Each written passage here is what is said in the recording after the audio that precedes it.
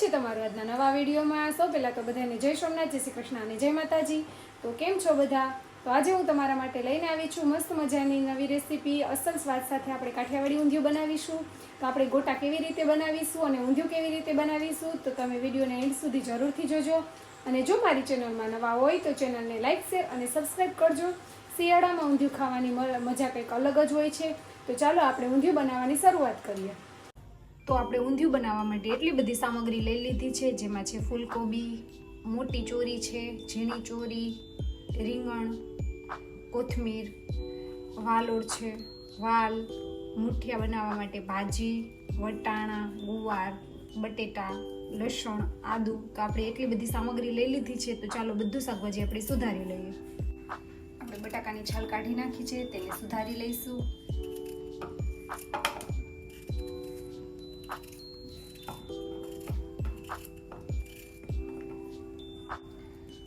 વટાણાને ફોલી લઈશું।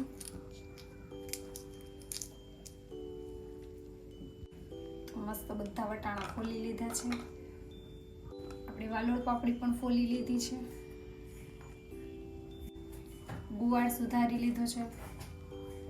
ચોરીના દાણા ફૂલાઈ ગયા છે, તેને પણ ઉમેરી દઈશું। થોડા વાલના દાણા ઉમેરીશું। થોડું ફ્લાવર ઉમેરીશું। રીંગણ સુધારી લઈશું। હવે આપણે લસણવાળી ચટણી બનાવીશું, તે માટે આપણે લસણ લીધું છે, આદુ લીધું છે, થોડી કોથમીર નાખીશું।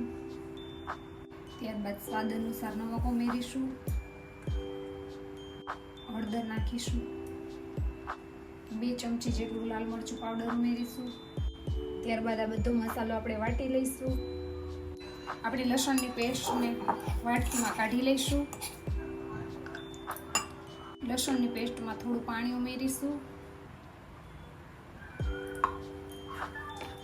તેને હલાવી નાખીશું।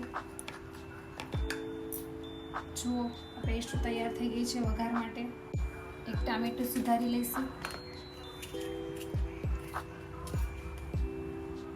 શાક વઘારવા માટે આપણે તેલ નાખીશું।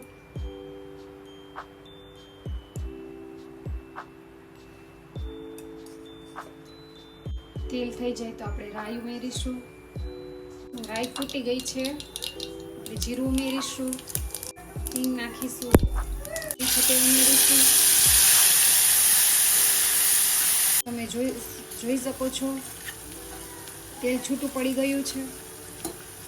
હવે આપણે બધું શાકભાજી સુધારેલું છે તે ઉમેરીશું। સારી રીતે તેલમાં મિક્સ કરી લઈશું, મસાલા સાથે ભળી જાય। સુધારેલું ટામેટું ઉમેરીશું। બધું મિક્સ કરી લઈશું।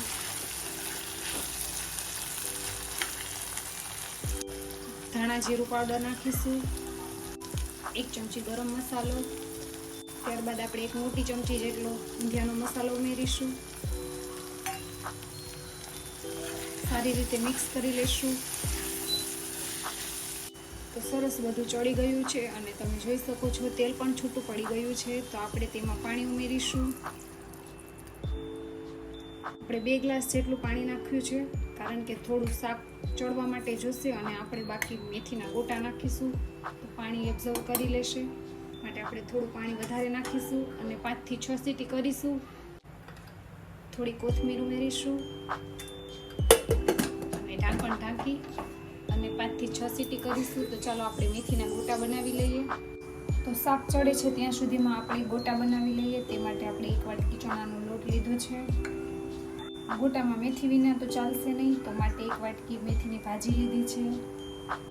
થોડી કોથમીર ઉમેરીશું। ગોટાના ભાગનું નમક ઉમેરીશું। હળદર નાખીશું। લાલ મરચું ઉમેરીશું। ગળાશ માટે થોડી ખાંડ નાખીશું। 1 ચમચી ગરમ મસાલો ઉમેરીશું। અડધા લીંબુનો રસ નાખીશું। નાની 2 ચમચી જેટલું તેલ ઉમેરીશું। બધું હાથેથી મિક્સ કરી લઈશું અને આપણે જરૂર લાગે તો પાણી ઉમેરીશું, બાકી પાણી નાખવાનું નથી.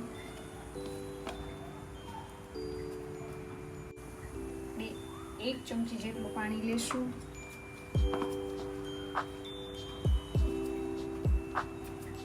તો આપણે 1 જ ચમચી પાણી નાખ્યું છે અને ઊંધિયા માટેનું ઢોકળા બનાવવા માટેનો લોટ તૈયાર થઈ ગયો છે. હવે આપણે નાની નાની ગોટી વાળી લઈશું. તો લોટ તૈયાર થઈ ગયો છે, આપણે તેમાંથી નાની નાની ગોટી વાળી લઈશું, એવડી સાઈઝની.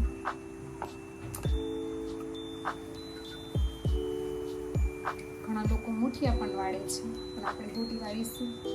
તો બધી ગોટી આવી રીતે વાળી લઈએ. આપણે ઊંધિયા માટે બધી ગોટી વાળી લીધી છે. હવે તેને આપણે તળી લઈએ. તો તેલ આવી ગયું છે, આપણે ગોટીને તળી લઈશું.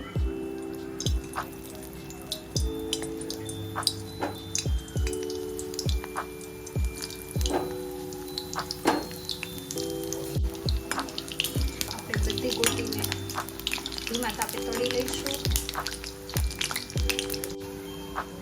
તો તમે જોઈ શકો છો મસ્ત ગોટી આપણી તળાઈ ગઈ છે. એને કાઢી લઈશું.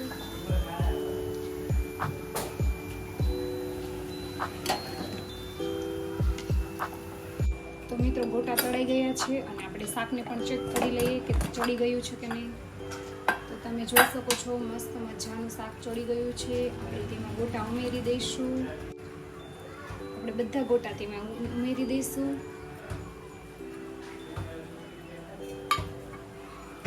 મિક્સ કરી લઈશું. તો ફેમિલી આપણે બધા ગોટા નાખી દીધા છે. આપણે થોડી કોથમીર ઉમેરી દઈશું. આપણે ઢાંકણ ઢાંકી અને 2 મિનિટ માટે રહેવા દઈશું, કારણ કે ગોટામાં શાકમાં ભળી જાય એ માટે.